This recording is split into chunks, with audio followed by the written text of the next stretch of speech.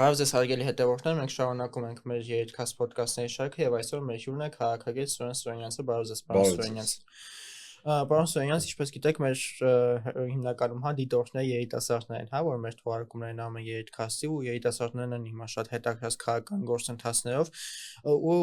այսօր որոշել ենք խոսանք մի փոքր ներքին քաղաքական գործընթացներից, բայց մի այսպիսի արտաքին քաղաքական գործընթացի մասին կուզեի խոսել, որովհետեւ այս վերջերս շատ է պատտվում ու երիտասարդներն են հետաքրքրված այդ տերմինով։ Շատերը խոսում են մոլդովական սցենարի մասին։ Ինչ է դա իրանից ենթադրում, մի փոքր կպատմեք ինչ է տեղի ունեցել Մոլդովայում 2025 թվականի ընտրություններին ու ինչով են դա շատ քաղաքագետներ ու քաղաքական գործիչներ ասոցացնում Հայաստանի 2026-ի ընտրությունների հետ։ Տեսեք, դա նախապատմություն ունի ռուս-ուկրաինական պատերազմից հետո Եվրոպայի ուլտրալիբերալ գլոբալիստական շրջանակները իրենց կենսունակության միակ հիմք դարձրեցին այսպես կոչված ռուսական վտանգը։ Դա ֆետիշացվում է, մաքսիմալ դրսևորումներ են իրենք տալիս այդ վտանգին, իրենց հասարակությունների մոտ, իրենց շատ դեպքերում ձախողված քաղաքականությունը արդարացնելու համար։ Առաջին նման փորձը ֆիլտրումների մոդելը ներդրվեց Ռումինիայում, նույնիսկ ոչ թե Մոլդովայում, երբ որ նախագահական ընտրությունների առաջին փուլում հաղթանակ տարավ շեշտված աջ հայացքներ ունեցող գործիչ Ջորջեսկուն եւ սահմանադրական դատան այդ երկրի Չինցու պատրվակով ինքը ռուսական հետք ունի իր ընտրարշավը եւ այլն չեղարկեց ընտրությունների առաջին փուլի արդյունքները, թույլ չտալով որ երկրորդ փուլ տեղի ունենա, որտեղ ակնհայտ ֆավորիտը Ջորջեսկուն էր։ Դա առաջի փորձն էր, երբ որ դեմոկրատիայի համանտակ բռնաբարեցին դեմոկրատիան։ Հետո այդ ավելի կատարելագործված այդ մոդելը կիրառեցին Մոլդովայում։ Ինչա տեղի ունեցել Մոլդովայում։ Մոլդովայում կամայականորեն ցանկացած ընդդիմադիրի կպցրել են ռուսական հետք եւ դուրս են դրել ընտրարշավից։ Դիտորդները էլի նույն մեր մոտ էլ օրենսդրությունը փոխեցին, դիտորդական գործունեությունը խոցելի դարձրեցին, դա Մոլդովայում կիրառվել է։ Գիտեք, էլի մի այսպեսի հարցն է, ընդհանրապես դա իրավական առումով ինչպես է ձևակերպվում, այսինքն դա եթե ինչ որ ուժ կապված է Ռուսաստանի հետ միանգամից ինչ որ հակում են եւ այլն այդպես բաներ ֆինանսական ինչ որ բաներ արտաքին ինչ որ ֆինանսական ծագում։ Գիտեք, երբ որ երկրում դեմոկրատիա չկա, այս Մոլդովայում էլ չկա դեմոկրատիա։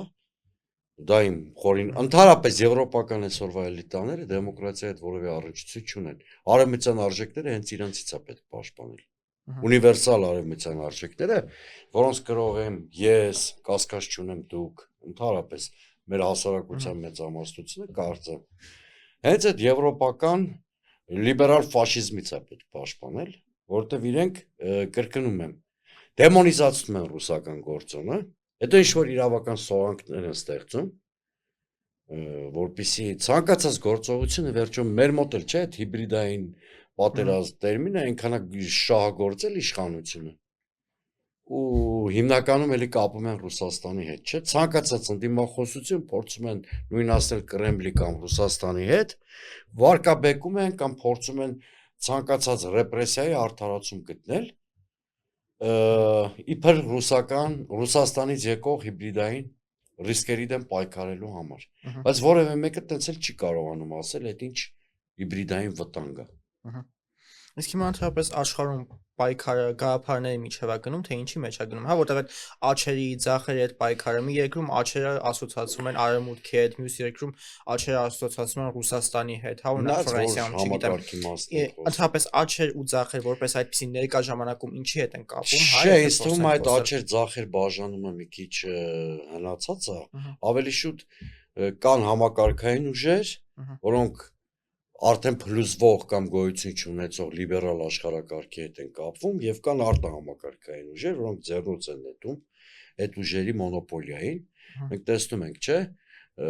եվրոպական բազմաթիվ երկրներում էլեկտորալ հեղափոխություններ են տեղի ունենում։ Օրինակ, ով կմտածեր, որ Գերմանիայի առաջատար ուժը սոցհարցումների այլն դրանք Գերմանիայի համար քաղաքական ուժն է։ Հիմա ինքը մեյնսթրիմի մեջ է, թե ոչ։ Ըստ հասարակական տրամադրությունների, այո։ Բայց դասական են մեյնսթրիմը, որ կար Գերմանիայում, որը հիմնված էր ՔԴՄ ՔՍՍ դաշինքի եւ սոցիալ-դեմոկրատների պայքարի վրա, չի տեղավորվում այլևս այլընտրանքի բարձր վարկանիշը Իսկ ցենտրիստական ուժերը կան այդ պայքարում, թե միայն ծայրահեղությունների հետևից են մարդիկ գնում այս։ Ցենտրիստական ուժերը արժեզրկվել են, հենց այդ լիբերալ մեյնսթրիմի հետ կապված ուժերն են։ Իրենք հասարակություններից բավարար չափով կտրված են։ Այդ արտահամակարգային ուժերի հաջողությունը հիմնականում դրա հետ է կապված։ Որովհետև երբ որ դու կտրվում ես հասարակական այն խմբերից, որոնց շահերի տրանսլյատորը պիտի լինես, առաջանում է այդ ճգնաժամը։ Հիմա ամբողջ Եվրոպայում մենք տեսնում ենք կամ ձախացման միտում, օրինակ Ֆրանսիայի խորհրդանի վերջի խորհրդանի պատկերը եթե դիտարկենք, էլի ոչ թե դասական սոցիալիստները հաջողություն ունեցան, այլ Մելանշոնի ուժը օրինակ, որը էլի մեյնսթրիմի մեջ չէր դիտարկվում, բայց հիմա արդեն ինքը մեյնսթրիմի ուժ է։ Համոզված եմ հիմա Գերմանիայի ընտրությունների հաջողության են հասնելու մեյնսթրիմից դուրս գտնվող աչերը այլընտրանք Գերմանիայի համար կուսակցության դեմքով։ Ֆարաջը շատ մեծ էլեկտորալ բում է առաջացնում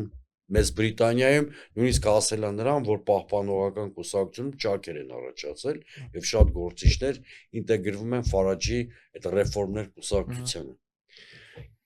Մեծ հաշվով այդ մագայի ծնունդը Միացյալ Նահանգներում էլի նույն բանի դրսևորումներ,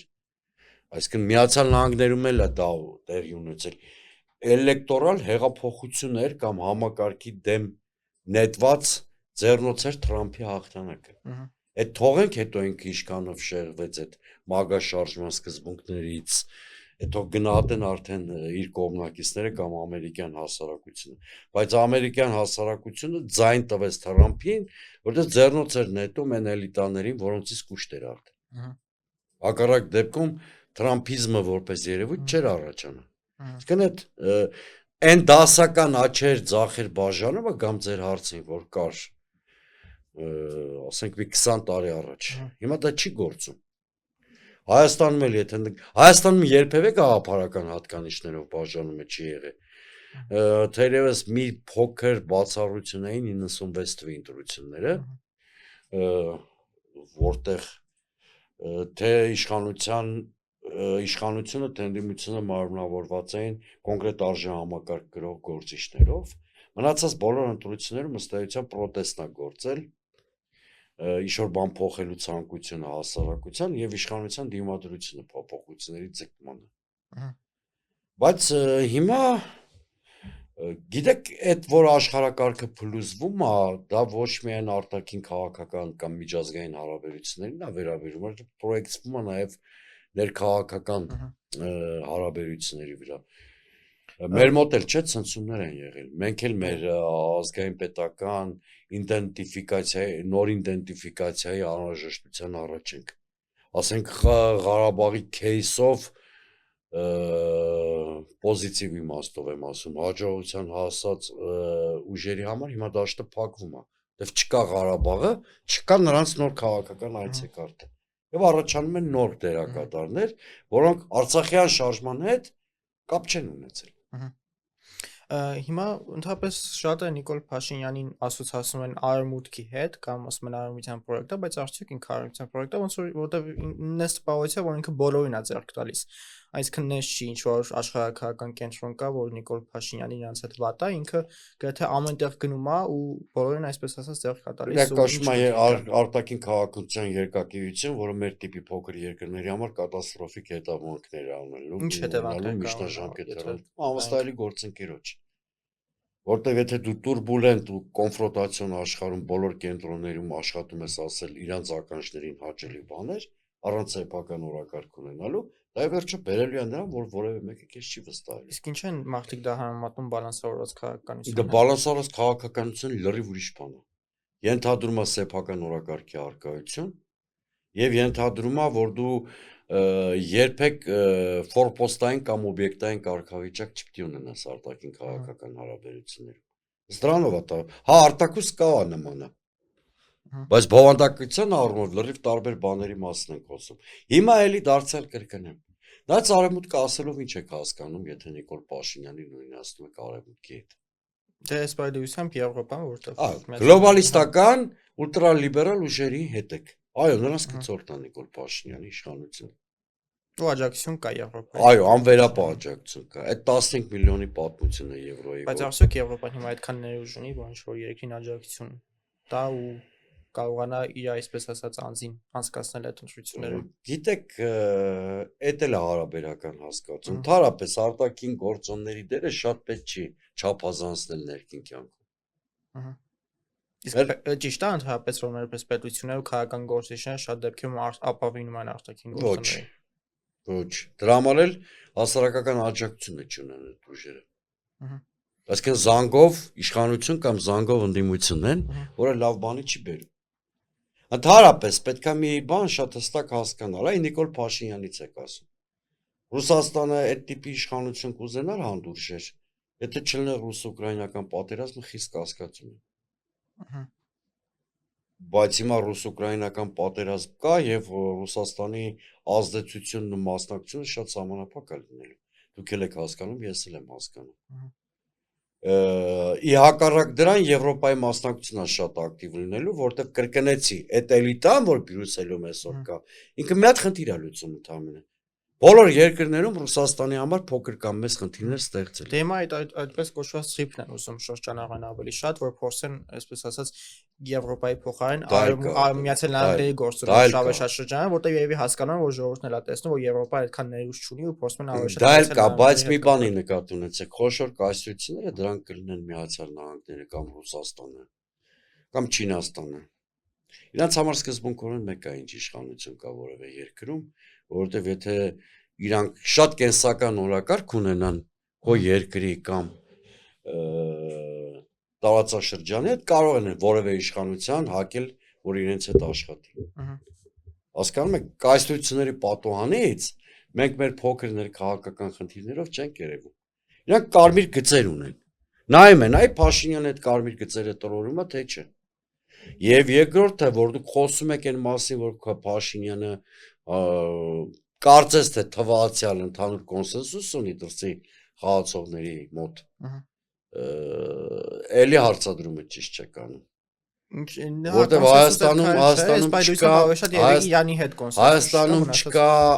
Հայաստանում չկա դերևս այն այլ ընտրանքային ուժը, որը արտաքին գործընկերների հնարավոր գործընկեր է կարող է լինել։ Այդ ոչ թե Փաշինյանի տաղանդն է, որ իր իշխանության վրա ռուսերեն բառ ասեմ ստավկա կա, այլ ընդդիմության թուլության հետևանքն է։ Հավատացած եղեք։ Օրինակ, ընդդիմադիր ուժերը դժվարությամբ են գտնում ավելի որակյալ խաղաղության բանաձև։ Բայց իմ մոտ մեկ-մեկ այնպիսի տպավորություն է, որ այնքան են ես ճիշտ է ընդդիմությանը կարելի է քննադատել, բայց մեկ-մեկ այնքան շատ են ընդդիմությանը քննադատում, որ իմ մոտ տպավորություն է, որ իշխանության այնց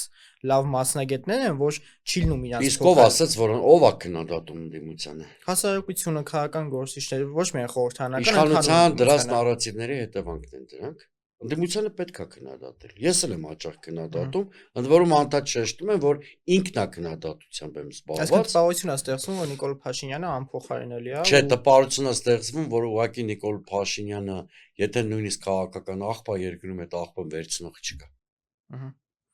Իսկ հարցը մենակ ինքն է, թե նաև համակարգի հետ կապված է խնդիրը, որ դժվար է իշխանափոխություն տեղի ունենում։ Համակարգի հետ է կապված նաև։ Մեր սահմանադրական 2015-ի սահմանադրությունը տարում լուրջ խնդիր է։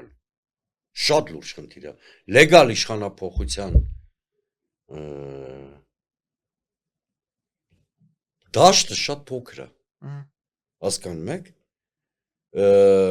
Սա իրականում խորհրդարանական մոդել չի, սուպեր վարչապետական մոդել է։ Օրինակ այդ կայուն մեծամասնության սկզբունքը, որ շատ Իսկ ընդհանրապես խորհրդարանական մոդելին կողմեք մեր երկրում։ Չէ։ Ես ի սկզբանե տարբերվող դիրքորոշում եմ ունեցել, ես միշտ եղել եմ բիցիֆալ գործադիր իշխանության կողմնակից, կրեն կառավարման մոդելը որ կար։ Կիսանախագահական։ Կիսանախագահական, որտեղ շատ առանցքային դեր ունի նաև խորհրդարանը։ Դա ամենաարդյունավետն էր, որտեղ մեր մենթալ առանձնահատկությունների հետ էլ համընկնում է։ Որտեղ չեք կարող երևի առարկել ինձ, որ այս ժողովուրդը այնուամենայնիվ առաջնորդներ սիրող ժողովուրդ է։ Ահա։ Իսկ այսինքն ստեղ քաղաքական խումբ եւ առաջնորդ ներդաշնակության կամ ոսկե միջինի բանացեվը պետքա գտնել։ Արհեստական կարգավորումներով չես կարող կուսակցել շինությանը զարգ տաս։ Ահա։ Մեկը դեմոկրատական այլընտրանքը մնում է Սուրեն Սուրենյանցի կուսակցություն, մեկը հանրապետական կուսակցությունը մնում է Սերժ Սարգսյանի կուսակցություն, մեկը ՀԱԿ-ը մնում է Լևոն Տեր-Պետրոսյանի կուսակցություն, հասկանում եք, չէ՞, ինչ եմ ասում, այսինքն ու այստեղ նույնիսկ մեդիա ռեսուրսները հարցազրույցների կանչելուց շատ դժվարությամբ են կուսակցությունների երկրորդ, երրորդ, չորրորդ գործիչները հրավիրում։ Ահա։ Հիմնականում շեշտը դնում են, որտեղ առաջնորդը ճանաչված է, առաջնորդը շատ դիտում է բերում, ես այդտեղ մեդիաներին չեմ մեղադրում։ Օբյեկտիվորեն նման կառուցվածք ունի։ Գիտեք, սխալ է այն կարծիքը, որ միայն խորհրդարանական մոդելներն են նպաստում կուսակցությունների ձևավորմանը։ Կուսակցությունները կարող են ձևավորվել, եթե մի քանի կարևոր հատկանիշ գործում է։ Ընտրությունների ինստիտուտ, քաղաքական պատասխանատվության ինստիտուտ, հաշվի տվողականության սկզբունք։ Դա մեզ մոտ դրանք չեն գործում։ Միայն ընտրությունների ինստիտուտն է առայժմ քիչ թե շատ գործում, բայց եթե դա չի զուգորդվում քաղաքական պատասխանատվության ինստիտուտի հետ եւ քաղաքական հաշվի տվողականության սկզբունքի հետ, համարեք, որ այդ ընտրությունների ինստիտուտի քիչ թե շատ գործելը ժամանակավոր բնույթ է, այդ հարցում էլ մենք նահանջ կունենանք այդ։ Ընդհանրապես հիմա մենք երիտասարդներս, հա, որ հետևում ենք այս ընտրապայքարին, այս տպավորությունը, որ 2026-ին ոչ թե գնալու ենք ինչ-որ կուսակցության ընտրենք, այլ ինչ-որ տուրիստական ճանապարհորդություն պետք է ընտրենք, որովհետև մի ուժը ասում է գնում ենք Եվրոպա, մյուսը ասում է եթե մեզ չընտրենք գնալու եք Ռուսաստան, ընդհանրապես ի՞նչ է տեղ ունենում, հա։ Այդ դիսկուրսը շատ դիլալնելու է ընտրություններում։ Մասնավորապես Եվրոպա գնալու, հա, այսպես կոչված։ Ժողովուրդը չի հավատում այդ խոսիցներին։ Արտաքին հարցերը, նույնիսկ անվտանգային հարցերը շատ փոքր նշանակություն են ունենալու առաջիկա ընտրություններում։ Սոցիալական հարցերն են Այո, նշանակում։ այո, իմ շփումները։ Իսկ ինչու է դա պայմանավորված։ Այդտեղ գալիս է ամենալուրջ հարցին։ Իշխանության բլեֆին ընդդիմությունը պատասխանել է հեքիաթներով։ Եվ այդ թեմայի շուրջ հասարակության հետաքրքրությունը կորել է։ Օրինակ, բարձա չէ, ուրասման մոդելով առաջնորդվում Նիկոլ Փաշինյանը։ Ազգային պետական հարցերում։ Այսինքն խաղաղության մոդել չունենք, ունենք խաղաղության պարտադրված խաղաղության մոդել։ Բայց երբ որ մի հատ մագիստրալ ընդդիմադիր ուշում է, ասում է Ղարաբաղի էջը փակված չի, ստացվում է ուրասմանը պատասխանում ենք բլեֆով։ Հասարակությունը մեկ-մեկ ուրասման մեջ ավելի ռացիոնալ բան է գտնում կամ հատիկ է գտնում,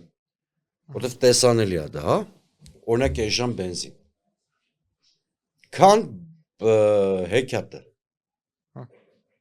Դրա համար հասարակությունը կարծում է, որ ով էլ լինի իշխանության արտաքին քաղաքական հարցերում մեծ բեկում չի մտնելու։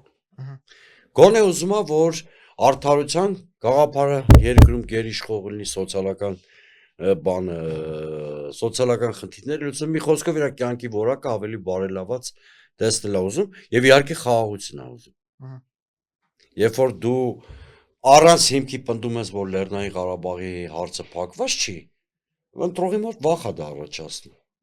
Ստացվում է կաղա դու այս խոսույթով նոր պատերազմ բերես։ Հասկանալի է, չէ՞։ Բարձա որ Նիկոլ Փաշինյանը ընդհանրապես,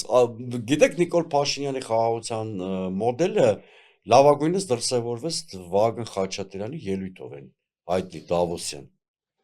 Շնորհակալություն Ալիևին։ Ես նման խայտարակություն առաջի անգամ եմ տեսնում։ Այդ գետինը մտնելու բաներ, որովհետև դա շատ նման է նրան, որ բռնաբարված կինը դատարանում շնորհակալություն հայտնի բռնաբարողին իրեն հաճույք պատճառելու համար։ Դա մեն նախագահ ոնց որ չի փայլել երբեք էլ իր։ Չէ, ինքը նախագահ նույնիսկ չի կարողացել դառնալ։ Ամենամեծ ողբերգությունը այդ է։ Ես կրկնակի կամ քառակի կամ հնգակի ցավով եմ ասում, որտեղ մարդու մասին եմ խոսում, որ 15-20 տարի իմ ընկերն է ել։ Բայց դրանից իրականությունը չի փոխվում։ Բայց այդ է այս Նիկոլ Փաշինյանի խաղաղության մոդելը։ Վագն Խաչատրյանն իրանից ինչ-որ բան չէր օրինել։ Դա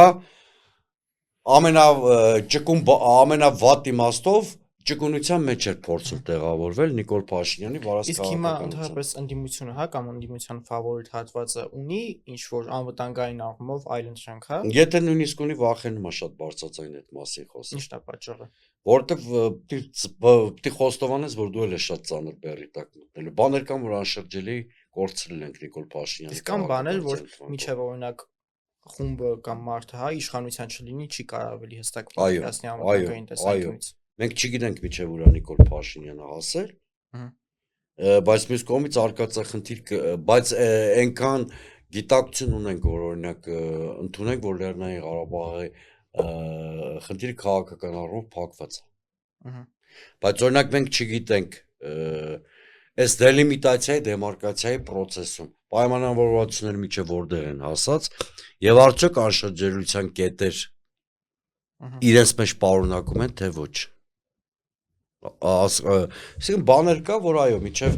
բանակցային խոհանոցին մոտ չգնաս,